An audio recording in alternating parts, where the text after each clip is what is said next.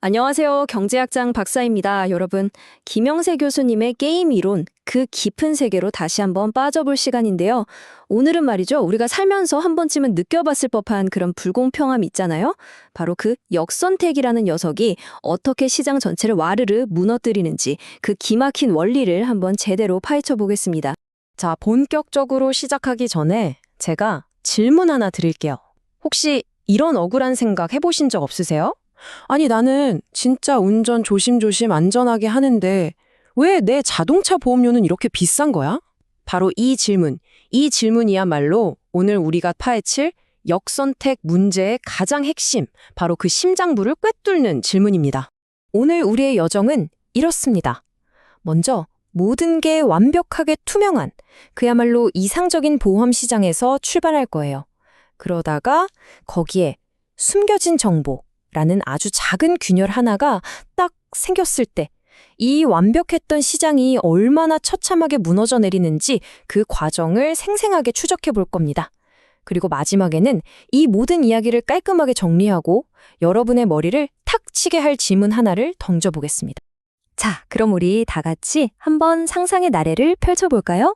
만약에 말이죠. 보험회사가 모든 운전자의 위험 수준을, 그러니까 누가 사고를 낼 사람인지 아닌지를 100% 정확하게 다 알고 있는 그런 완벽한 세상이 있다면 과연 어떤 일이 벌어질까요? 이런 상태를 경제학에서는 완비정보라고 불러요. 말 그대로 완전하게 모든 정보를 갖췄다는 거죠. 보험사가 마치 신처럼 딱 보면 저 사람은 위험한 운전자, 이 사람은 안전한 운전자 하고 다 꿰뚫어 본다는 뜻입니다. 바로 이 완벽하게 안다는 것, 이게 모든 게 착착 효율적으로 돌아가는 시장의 가장 기본 전제 조건이 되는 거죠.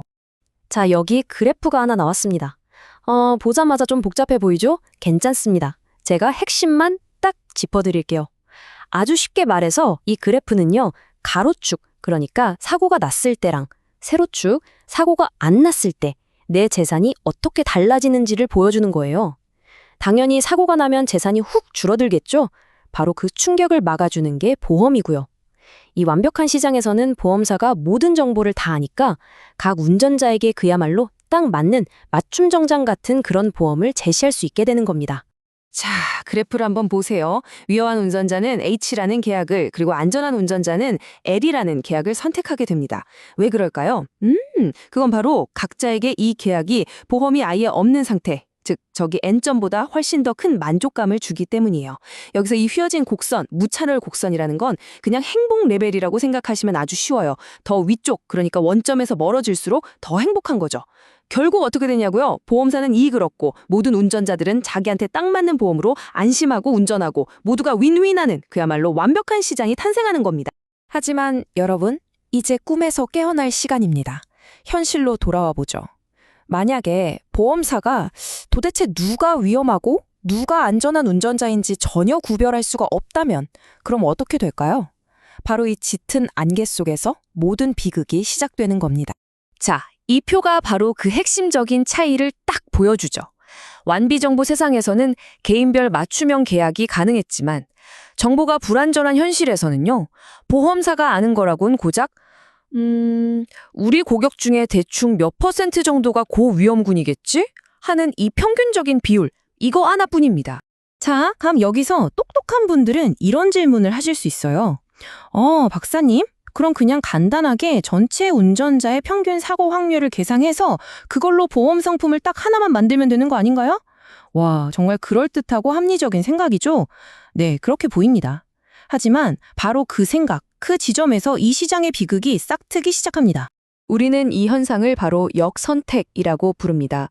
말 그대로 선택을 했는데 거꾸로 된 아주 불리한 결과가 나온다는 뜻이죠. 정보가 부족한 보험사가 자기도 모르게 나쁜 선택을 하도록 내몰리는 상황. 드디어 우리 이야기의 진짜 악당이 등장한 겁니다. 자, 생각해보세요. 보험사도 결국은 사업체입니다. 당연히 이익을 계산해야겠죠? 그 계산법 아주 간단합니다. 고객들한테 받은 총 보험료 수입에서 앞으로 사고 나면 줘야 할 걸로 예상되는 보험금, 그 총액을 빼는 거죠. 당연히 이 결과가 플러스, 즉 이익이 남아야 장사를 계속할 수 있지 않겠어요? 이 계산을 제대로 이해하려면 보험사 머릿속에 있는 몇 가지 변수들을 살짝 엿봐야 합니다. 첫째 H. 이건 전체 운전자 중에 고위험 운전자의 비율이 얼마나 되는가 하는 거고요. 둘째 P, H와 PL. 이건 각각 고위험군과 저위험군이 사고를 낼 확률을 말합니다.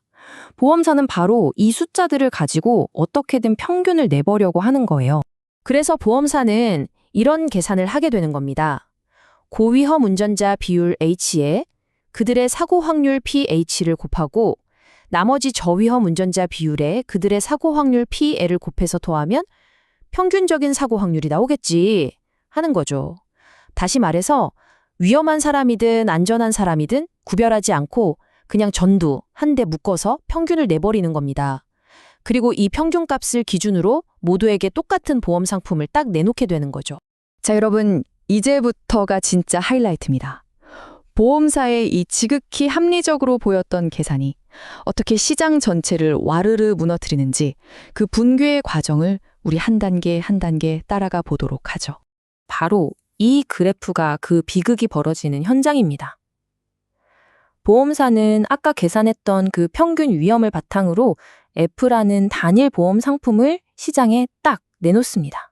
얼핏 보면 모두를 위한 공평한 상품처럼 보이죠. 하지만 바로 여기서 아주 치명적인 문제가 터지고 맙니다.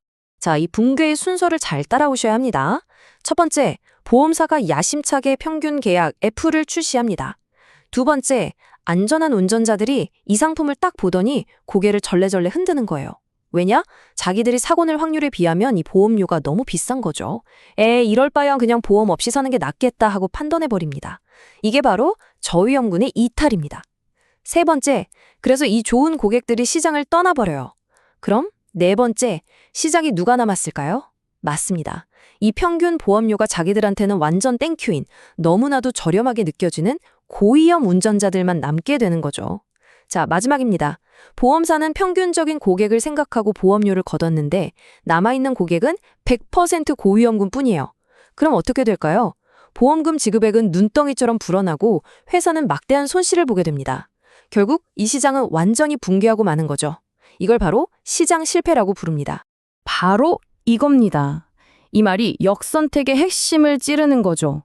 모두를 위해서 만든 시장이었는데 숨겨진 정보 때문에 시장이 스스로 가장 좋은 고객들, 그러니까 안전한 운전자들을 쫓아내버리고 결국 위험한 고객들만 남게 되는 이런 기가 막힌 상황이 벌어지는 겁니다. 자, 오늘 그래프도 나오고 해서 조금 복잡하게 느껴지셨을 수도 있지만 사실 시장이 무너지는 핵심 원리는 아주 명확합니다. 이제 마지막으로 그 논리의 흐름을 한번 쫙 정리해보고 여러분의 지적 호기심을 마구마구 자극할 질문 하나를 던지면서 마무리하도록 하겠습니다. 이 무시무시한 도미노 효과 꼭 기억해 주세요. 자, 첫 번째 도미노, 정보의 비대칭성이 넘어집니다. 그럼 두 번째 도미노인 역선택을 탁 치게 되죠. 이 역선택은 다시 우량 고객의 이탈이라는 세 번째 도미노를 쓰러뜨리고 결국 마지막엔 시장 실패라는 거대한 벽이 와르르 무너지는 겁니다. 이게 바로 시장 실패의 비극적인 연쇄 반응의 모든 것입니다. 오늘 우리는 정보가 부족하다는 이유 하나만으로 멀쩡했던 시장이 어떻게 파괴되는지를 똑똑히 지켜봤습니다. 그렇다면 마지막 질문은 이겁니다. 이렇게 망가져버린 시장, 이걸 고칠 방법은 정말 없는 걸까요? 보험사가 떠나버린 안전한 운전자들을 다시 시장으로 데려와서 모두가 함께 이득을 보는 그런 시장을 만들 방법은 과연 존재할까요? 이 흥미진진한 질문에 대한 답은 우리 다음 시간에 함께 찾아보도록 하죠. 지금까지 경제학장 박사였습니다. 감사합니다.